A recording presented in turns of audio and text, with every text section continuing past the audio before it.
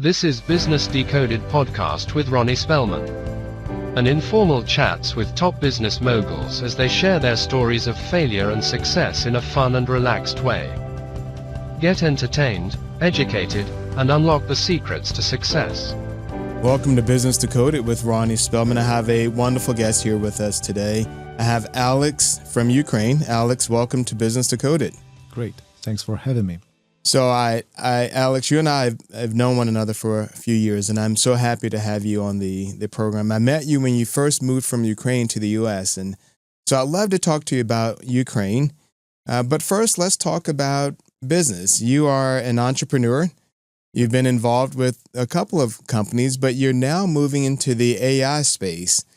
And so before I start telling our guest about your experience in Ukraine and how you reached the U.S., I'd love to hear about your background in business. But the reason that I ended up reaching out to you recently is, one, as I mentioned, I've known you for a while. And on February 24th, it represented the third year of the invasion from Russia. So I sent you a text just to check on you and make sure you and the family are doing well. And then recently there was a visit by Zelensky to the White House. And I sent you another note just saying, Alex, how are things coming? This was a little weird. And I thought, well, let's get Alex on the show. We've been discussing it for a couple of days, and let's get you on the program because your experience in Ukraine is a little unique, given that you were born there and now that you're in the U.S. But tell us about your new business in AI with DeepSeek and their product that came out recently. You've got OpenAI and ChatGPT and a lot of activity in the AI space. What took you to AI and what are you doing? Hello, Ronnie. Hello, everyone. Thanks for having me again. And so we are currently in 2025, right? We are. And I'm pretty sure that we are just in the beginning of some kind of AI revolution, because all we've already seen, I do really believe it's just the beginning. So that is why, like a half a year ago, I decided just to dive deep inside of all this stuff. For that, once I reached out US in 2022, and the moment we first met, after that I was able to get a job in a really cool startup, Californian startup. I used to do management stuff in IT, and I really liked being there. I like all the processes. I did see and I saw also the process of involving AI solutions inside of the company.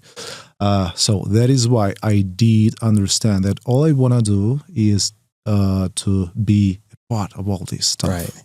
And probably the most exciting side of AI is everyone and myself also, we finally can become not only customers, but creators. Right. That's something that inspires me. And so currently what we are doing, we are actually on our way of opening an AI agency for small local businesses, currently for a small local. I believe we're going to grow up. So we are invading AI solutions. Let's say you have some kind of a workflow that you're really good in it, and you do understand that you would like to scale it. You would like to make some processes. And the reason, like maybe a couple of years ago, automation, it was some regular stuff, right? And you would have to hire a IT specialist, a person who is really good in IT. Right. Today, AI gives us automation plus reasoning, like thinking, and that's a really good point to make, though, because a lot of people, when you look at automation, it's been around for a long time now. Yes. But it's that reasoning piece, almost like a human, that makes AI so powerful. Yes. Right. And so it sounds like you're building a product that can help small business owners and entrepreneurs figure out how to create that reasoning and automation without, I presume, an excessive amount of cost. Yeah, the thing is, you can create like some kind of AI tool and give it to other developers. That's real case, and we are constantly working on it. But we have experience of implementing AI solutions in a First, it was an entrepreneur from Portugal. and we've created really awesome AI assistant. It's well, first of all, let's figure out what does that AI agent mean. Right. Once you decide to have one, you would need to think about it as like you are going to hire someone, meaning that you go to LinkedIn or Indeed, and you do understand you need a, let's say, marketing specialist, right? Right. You hire this guy and you start an onboarding process. So you give him all the information about your company, about the processes you currently have, and then you expect some kind of result.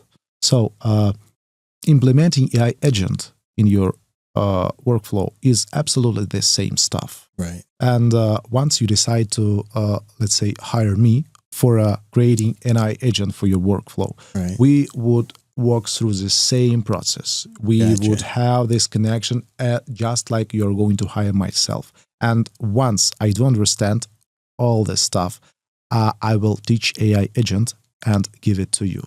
And I would think a lot of small businesses, I know the large businesses struggle with this as well, but the small businesses struggle with the idea of understanding how it can impact their business. They just a little afraid of it because they just don't know how it can help them. Yep. And through the years, anyone who's been around for a while running a business, they're always being pitched a new product. Mm-hmm. And a lot of times they may not work, and yet the small companies invested a lot of money to make it work.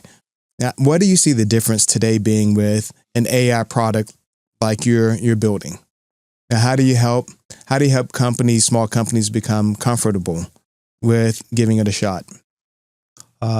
Well, I believe that we can meet like in a year, and I will tell you the experience after this meeting. Sure. But currently, I can express only my current thoughts, right? Right. And I can see that, as you just mentioned, really people do not understand like how this technology can help. That is why the main part of implementing an AI solution is first meeting, talking, and sharing the gaps that probably can appear.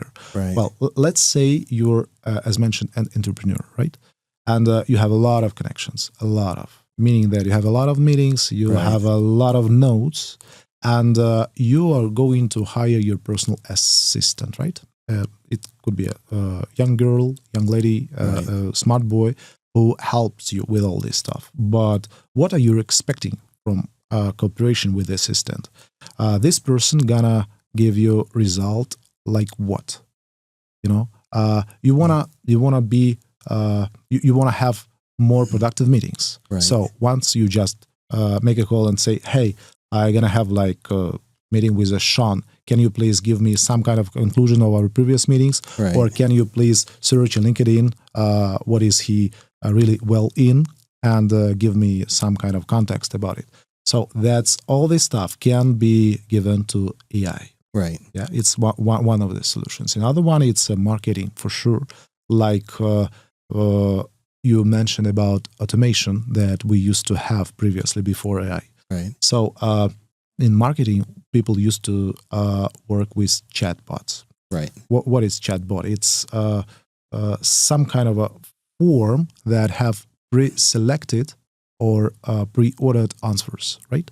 So in some case, once you try to figure out something really personal, it won't be able to help you, right? That is why each and every bot has a button like reach out to a live person. Right.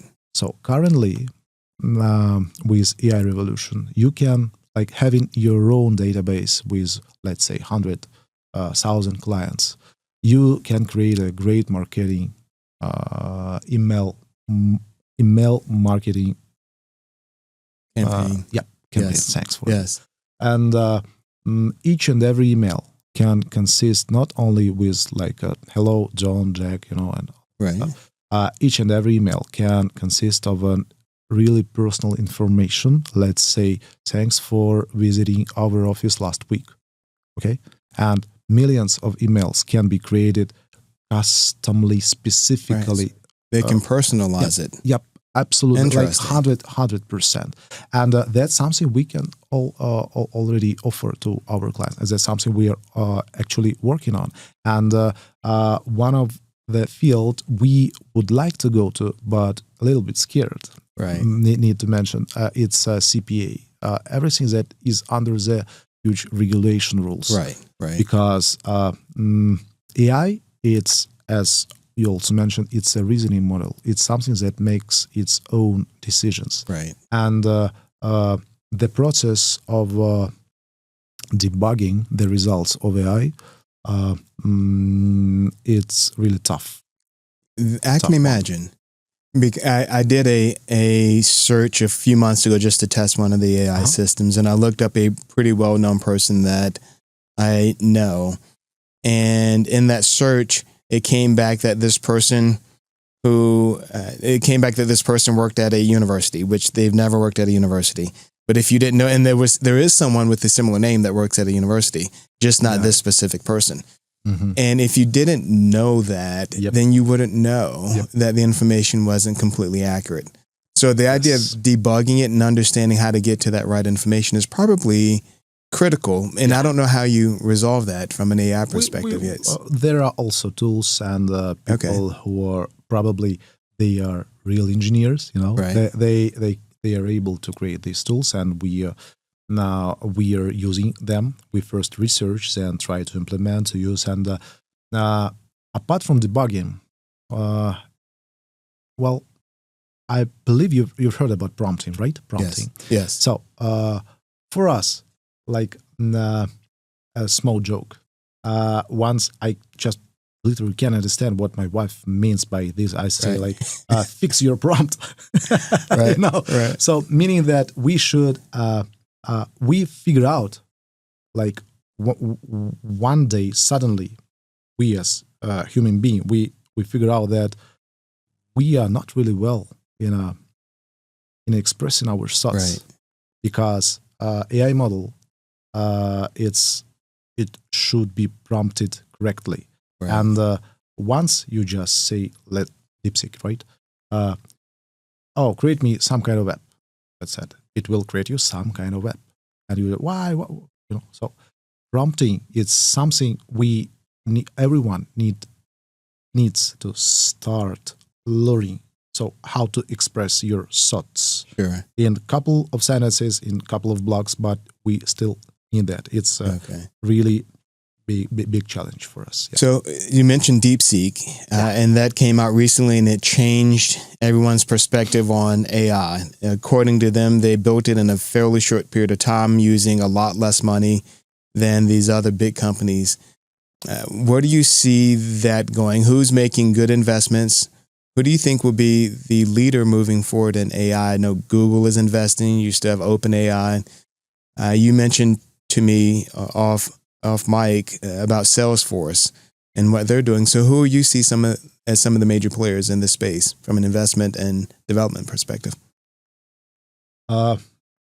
Just to have a little big background about how it started. I had a small conversation with a guy who used to work in Google, and he mentions that Google as a company, they did have almost the same AI model as they do currently have in 2013, meaning that they could give it to us on 2013, but they didn't do that because they were not like sure what could be the reflection on it.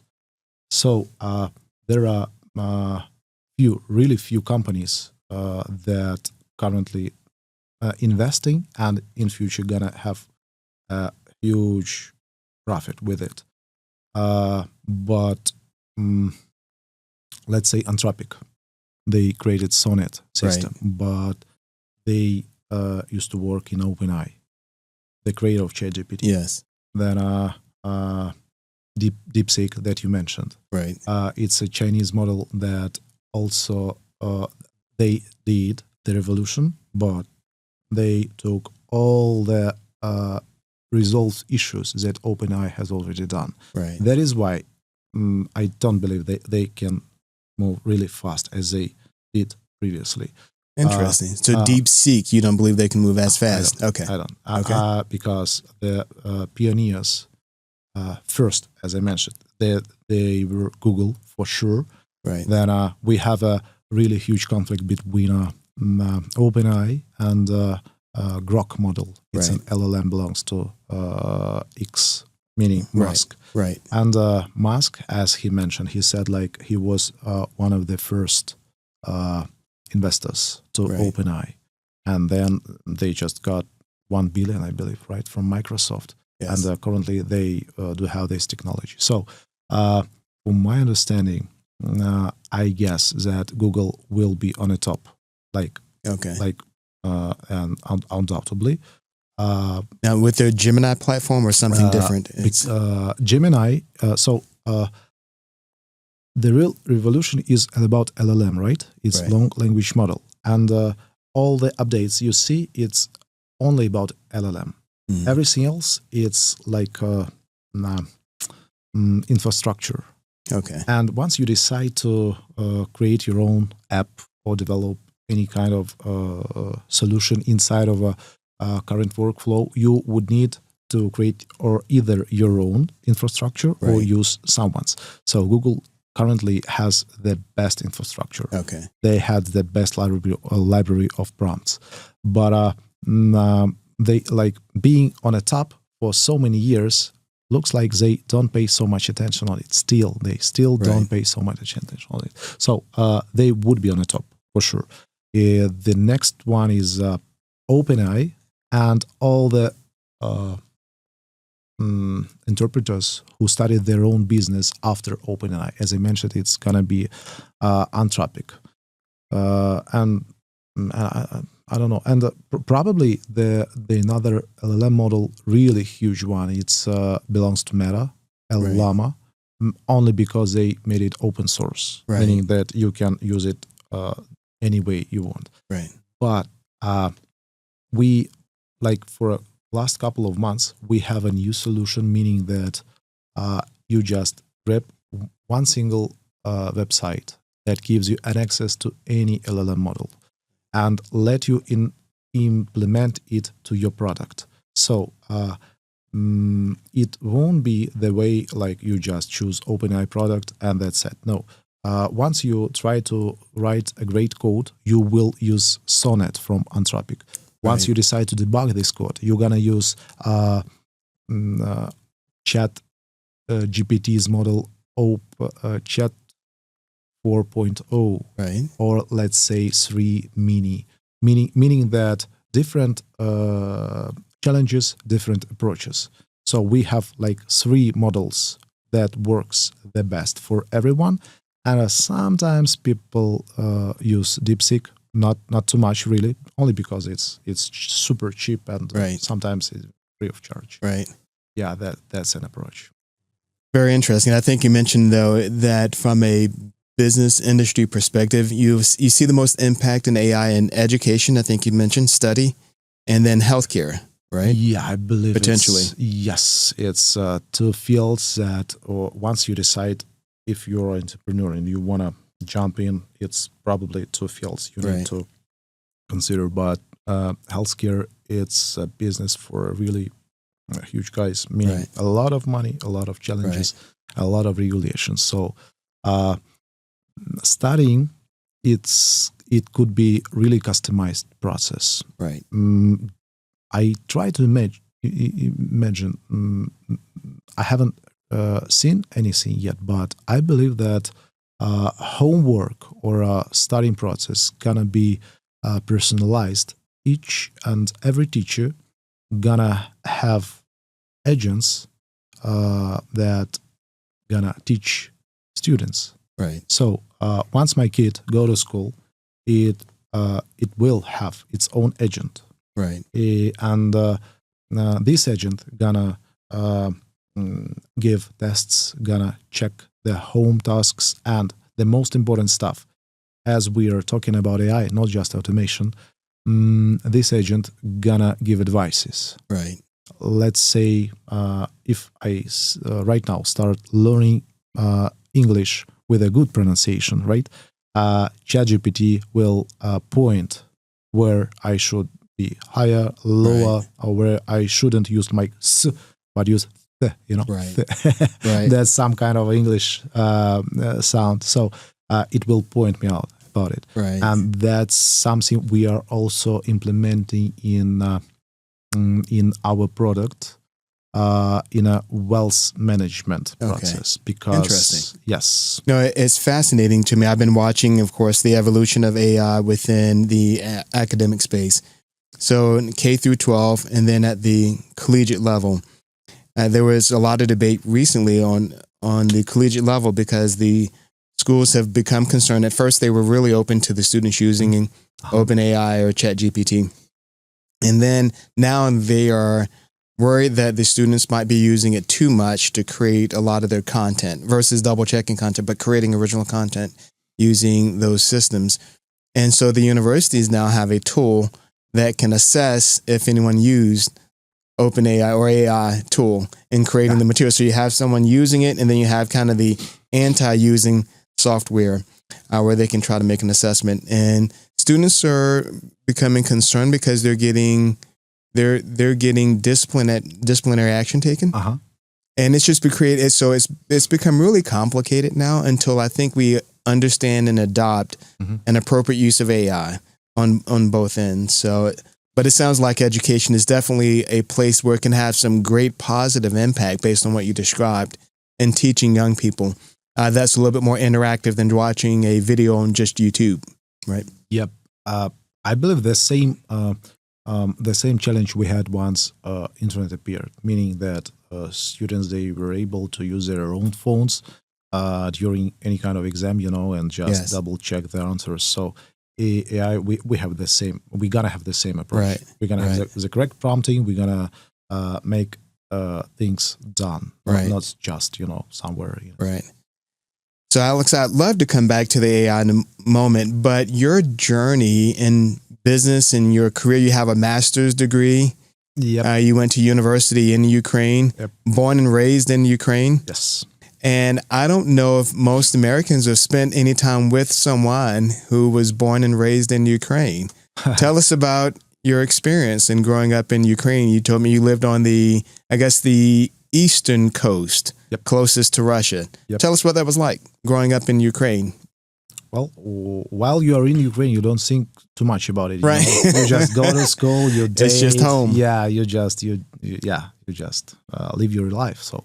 Well, and real quick though, and we'll get to this, I know, in a few moments, but so that journey it's great to understand what life was like, because the point in which you needed to leave Ukraine became something very symbolic. Your ability to exit was just an incredible story that caught me the first day we met. So I'd love to get to that point, but yeah, tell us what life is like in Ukraine. It's a large country. It is. It's actually the biggest one in the whole Europe. Yeah. Big country, very diverse, just from the types of industries, from crops and manufacturing. Most people don't realize that wheat is one of the largest crops there in exports. And coil. And corn, right? Coral, correct. And I think you have a lot of metals that come out of the country as well. But yeah, what is it like there in Ukraine? Growing up in Ukraine and Ukraine is a great land of delicious food. Okay. Great weather, nice people, meaning that they are really nice, and they are really good drivers. Yeah, they drive really good. If they want to turn left, they sign it. They want to drive right, they sign it. Right. I love that stuff. They turn on their signals before they. Okay. Yeah, they. So it sounds like you've gotten used to the driving with people weaving between traffic here in the U.S. Well, you got the point, right? So Ukraine, it's a place where people could live much more better. Right. Ukraine is a place where people do their homework. They trust government maybe too much for some period of time, and they are trying to understand what is currently happening. Right. So you mentioned something made me leave Ukraine. And the thing is, we couldn't understand what happened. We were not able to believe it by the first day of invention. Our president, Vladimir Zelensky, when he was first elected, I guess first, right? He he became a president with the main point, like, I gonna bring ceasefire to Ukraine. That was his main point. I gonna ceasefire, because people have been dying for almost 5 years, from 2014 to 2014. Yeah, with the invasion and acquisition of Crimea by Russia. Yes, right. Yes. Yeah. Russia invaded these territories, and people were dying. A lot of people died. A lot of friends died. And Zelensky came in 2019. Yes. And he said, I gonna ceasefire. I gonna got an agreement of ceasing fire. That's what he said. And people said, yes, we want to stop this. And almost 75% of Ukrainians voted for him. And he did that. He made his agreement, and nobody believed that it can continue. So on February 2022, Russia invaded Ukraine from all the territories apart from Poland. So from northern part, eastern part, southern part, from everywhere. And the thing is, people couldn't believe that, and they didn't have actually much time to evacuate. Now, when the invasion happened, what were you doing? Invasion, the southern part of Ukraine, especially Kherson district, it's where I'm originally from, we met Russians like in 4 hours after the invasion started. Oh, wow. In 4 hours. So they were in your local town at that point, coming through the neighborhood? They just reached out so fast, meaning that, like, we didn't believe that. It was 4 a.m. local time when everything started, 4:20. Right. And they reached out like in 4 hours. So I currently, that moment, I was with my family. We we had a car on a Ukrainian plates. It's important. Okay. Because having Ukrainian plates, we were able to get out of that territory. Only having Ukrainian plates. If you had Russian plates, it would have been different. No one would allow us to let this territory. So we left. And one interesting moment, we were driving through Russian territory. And so before that, though, so the invasion happens around 4 a.m. How long between that and the time you left? No, it took us like a couple of months. Couple months, yes, okay. We had to prepare, because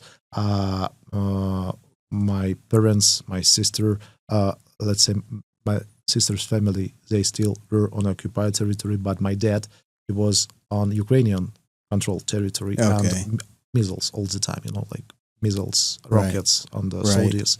So we did have to take time. And when we were driving through Rostov district, so you decided to leave your territory, yes, and leave the country. For that moment, it was Ukraine under Russian occupation. Right. Yeah. Okay. So that's what we did. We just drive through Russia to Europe. Okay. We drove into a Latvia border between Latvia and Russia. And it took us three days. And real quick, though, so you have all of your extended family, your parents and the like, but you were married? Yes. You had a 6-year-old daughter? Yeah, 6 and years a old. son that was just born? Yeah, he like 9 months. And your wife. So you were concerned about the safety of your family, and you knew you had to take action. The thing is, your war, if we are able to speak in terms of war, it's something we fight for. Right. And families is the first thing we are fighting for. All Ukrainians fight for their families, for their killed friends currently, for their killed families also. So the first thing I did have to do is to rescue family. That's what every man should do first. And that's what we did. We reached out to Europe, and then, all this mess Right. Because when it started, nobody knew for sure for how long it's gonna take. Someone said, as Zelensky mentioned, for 3 days. Right. Someone said for 3 months, but we are in 2025 and it's still going there. So yeah, we were driving through Russian territory and got Latvia. So Alex, before we get to you driving out, you mentioned something that, so first of all, you had a job. You were in a business partnership in Ukraine with a really good company from my understanding. And so that's part of the equation, is figuring out what next, even from your ability to survive economically, right? Yes. So you had to factor that in. But there was something that you mentioned to me previously, is a lot of people were trying to get out of the area on train. Yep. And so tell me that story, if you don't mind. What? I don't. It's maybe in a couple of hours when everything started. The traffic jams came like 100 miles. Oh, wow. 100 miles. People were, first, they were not able to leave because of traffic jams. Right. Second, gas, that were not enough gas for all the cars. And people just were struggling for days, for weeks. Right. And I must say it's not a worse scenario, because my sister, she chose another roadmap, and she decided to go with her family through occupied Russian territory to Ukraine. Okay. And it took them, just compare, 300 kilometers is like 200 miles, and it took them almost 3 days. Oh, wow. Almost 3 days, because a lot of Russian soldiers, and they checked all the time, just they can see a car and there is a man inside. They just, almost all of them, they grab man, Ukrainian man, they strip him out and try to find tattoos. So they take off the clothing of these men? Almost everyone. Okay. And they try to find tattoos of Ukrainian flags, or something. Right. That how they were instructed. They were searching for Ukrainian Nazists, And the main reason they were able to identify you as Ukrainian Nazi is if you have Ukrainian flag or Ukrainian sign. And that's common for the men to have now. Yep. And the other thing that I think was distinctive that you mentioned is, in that area where you were, you can speak Ukrainian and Russian. Yes. Right. Okay. Yes. No one ever tell us don't speak Russian. Never. Meaning never. And the Ukrainian president was able, before Zelensky, any previous president was able to speak Russian. Whenever he wanted. And so it's not uncommon for Ukrainian men to have a tattoo. Yes. Okay. Yeah. They were stopped like 27 times during this trip. Wow. And right before, because there was like a line of connecting Russian and Ukrainian troops, right? And right before driving and reaching the Ukrainian territory, there was a big rocket. I'm not sure it was. Right. And it pointed right at the place they were standing like 2 minutes ago. Oh, wow. And it was such a miracle for us. When she told me all this stuff, I was like, no way. So a rocket landed where they were just 2 minutes. Gosh.